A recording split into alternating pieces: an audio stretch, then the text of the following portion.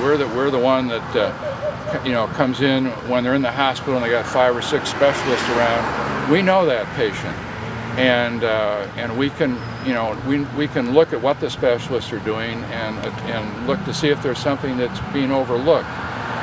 What's next for you, doctor? Are you going to start a practice elsewhere? I really have no idea. Doctor, I won't mention her name because she doesn't want to be involved in actively, but my partner was my primary care physician.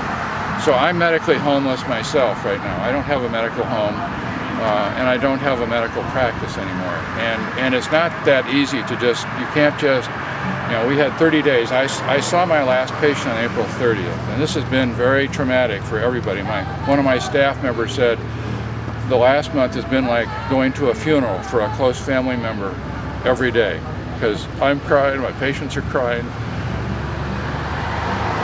And they say, where should I go? And I say, I don't know where you should go. I don't know where I'm going to go if I need care. I don't have a primary care doctor either anymore.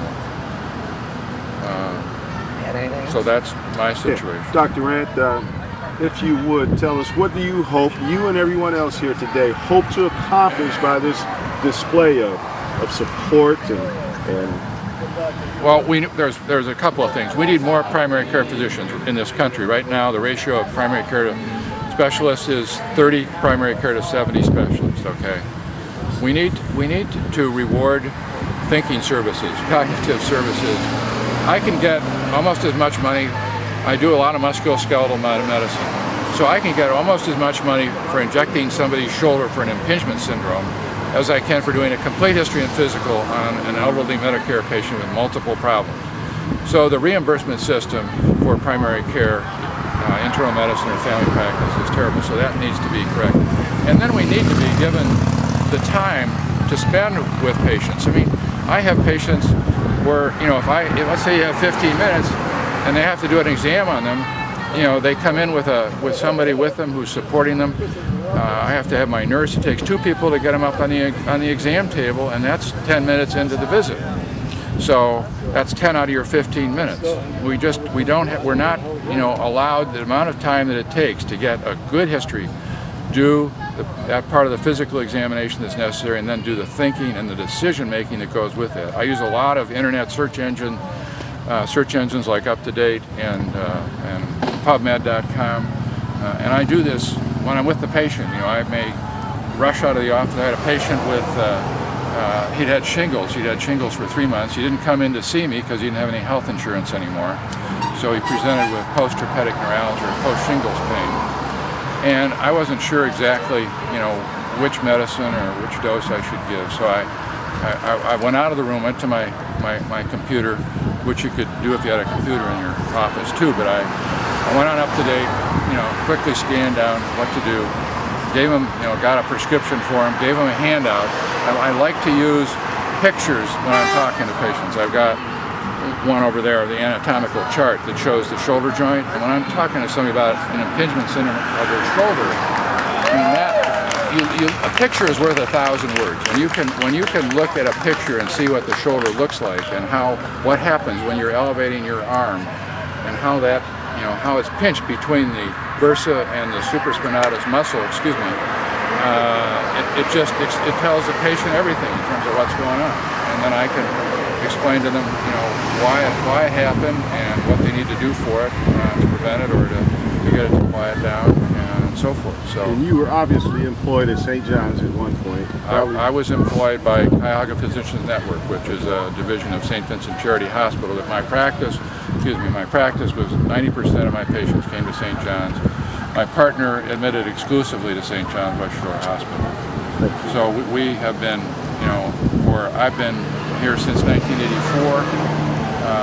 I've been a loyal physician to the hospital and the staff. Got an award in 2009 for my 25 years of service to the hospital and the patients. And I mean, it kind of, you know, it just seems sort of meaningless to me now. Thank you, Dr. Randt. Okay. Thank you, sir. Thank you for summing all that up. I talked to the hospital spokesman. Now we know your game.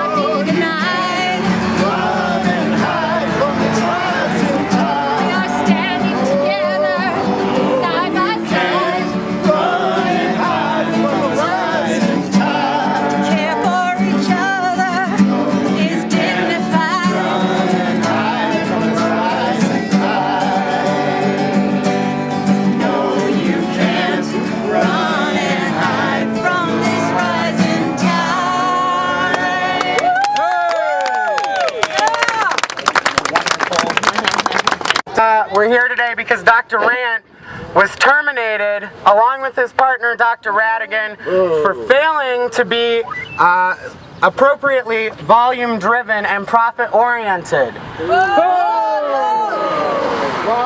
And I have a quote here that I'd like to read. I was contacted by Rosemary Gibson, who is an author of a book called The Treatment Trap.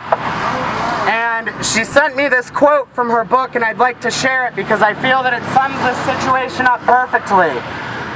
Dr. Randt and Dr. Radigan refuse to admit patients to the hospital unnecessarily.